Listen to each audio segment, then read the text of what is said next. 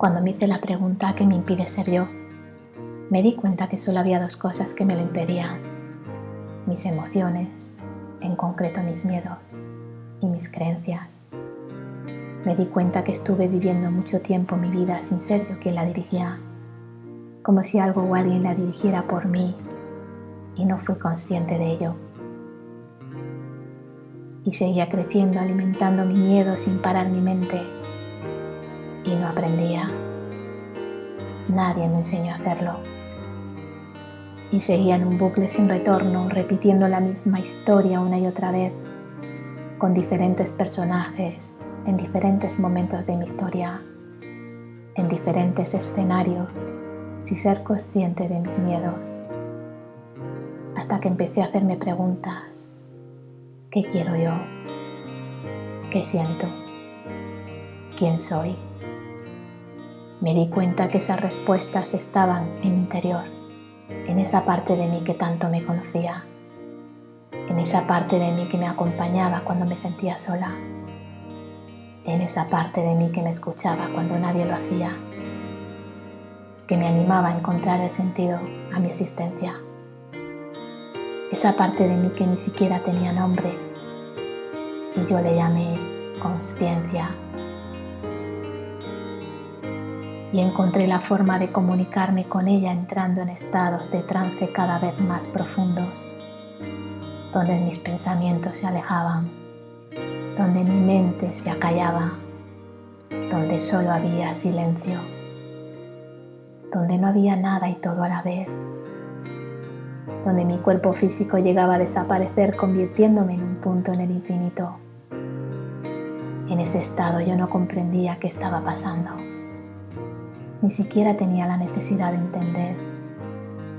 No pensaba, solo lo hacía, solo estaba. Y era el único momento donde me sentía yo, donde me sentía en paz, donde sentía esa conexión conmigo y con el todo.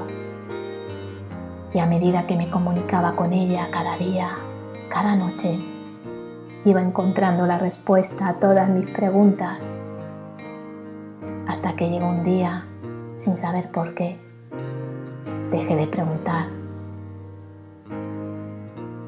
Todo estaba claro. Ya no tenía la necesidad de saber, solo de seguir viviendo la magia de la vida. Y todo era perfecto. Todas mis experiencias eran necesarias.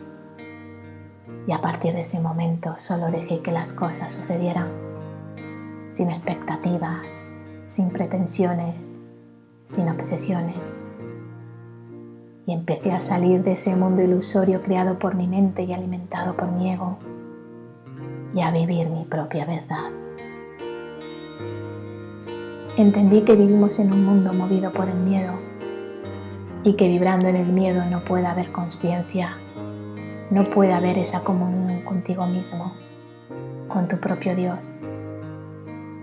Que de nada sirve creer en algo externo cuando ni siquiera crees en ti.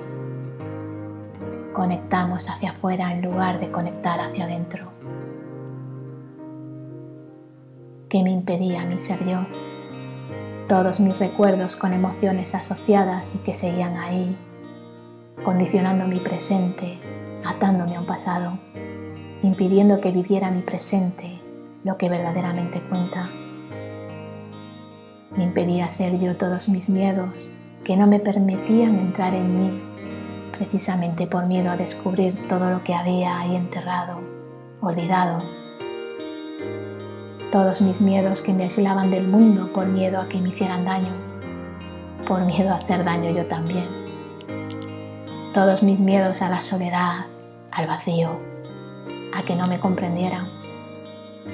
Y entendí que ese vacío precisamente es el que tenía que llenar con mi propio amor, con mi propia luz, honrando mi vida. Lo que me impedía ser yo eran todos esos miedos que no me dejaban avanzar con firmeza, que me impedían recoger todo lo que me brindaba la vida. Y cuando liberé mis miedos, cuando descubrí mis creencias y rompí las que no me servían, cuando empecé a parar mis pensamientos,